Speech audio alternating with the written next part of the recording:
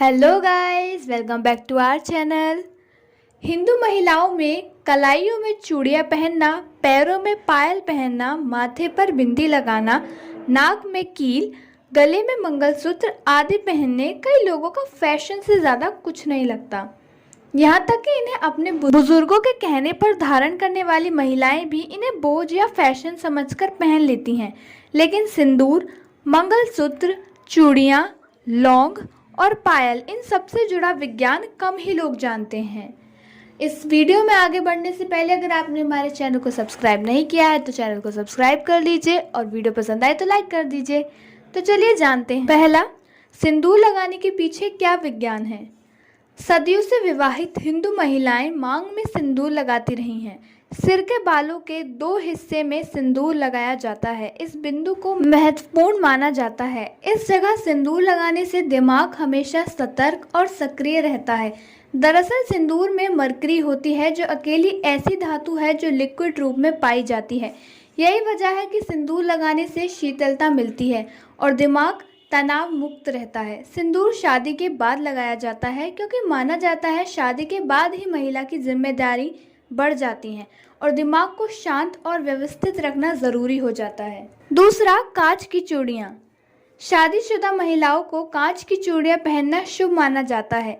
नई दुल्हन की चूड़ियों की खनक से उसकी मौजूदगी और आहट का एहसास होता है, लेकिन इसके पीछे एक विज्ञान छुपा है। दरअसल कांच में सात्विक और चैतन्य अंश प्रदान होते हैं। इस वजह से चूड़ियों के आपस में टकराने से जो आवाज पैदा होती है वह नकारात्मक ऊर्जा को दूर भगाती है। तीसरा, मंगलसूत्र पहनने से जुड़ा विज्ञान। माना जाता है कि मंगलसूत्र धारण करने से ब्लड प्रेशर नियमित रहता है। कहा जाता है कि भारतीय हिंदू महिलाएं काफी शारीरिक श्रम करती हैं, इसलिए उनका ब्लड प्रेशर नियंत्रित रहना जरूरी है। बड़े बुजुर्ग सलाह देते हैं कि मंगलसूत्र छिपा होना चाहिए। इसके पीछे का विज्ञान ये है कि मंगलसूत्र, उसमें लगा सोना शरीर से टच होना चाहिए ताकि वह ज़्यादा से ज़्यादा असर कर सके। चौथा, बिछुए पहनने के पीछे का विज्ञान। शादीशुदा हिंदू महिलाओं में पैरों में बिछुए ज़रूर नजर आ जाते हैं। इसे पहनने के पीछे भी विज्ञान छिपा है। पैर की जिन उंगलियों में बिछिया पहना जाता है उसका कनेक्शन गर्भाशय और दिल से है। इन्हें पहनने से महिलाओं को गर्भ धारण करने में आसानी होती है और मासिक धर्म चक्र भी नियम से चलता है। वहीं चांदी, आमतौर पर बिछुआ चांदी की ही होने की वजह से जमीन से यह ऊर्जा ग्रहण करती हैं और पूरे शरीर तक पहुंचाती हैं। पांचवा, नाक की लौंग से जुड़ा विज्ञान। नाक में लौंग पहनने के पीछे का विज्ञान कहता है कि इससे श्वास को नियमित होती है। छठा, कुमकुम से जुड़ा विज्ञान।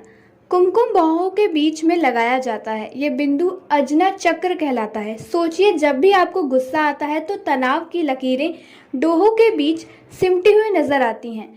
इस बिंदु पर कुमकुम लगाने से शांति मिलती है और दिमाग ठंडा रहता है।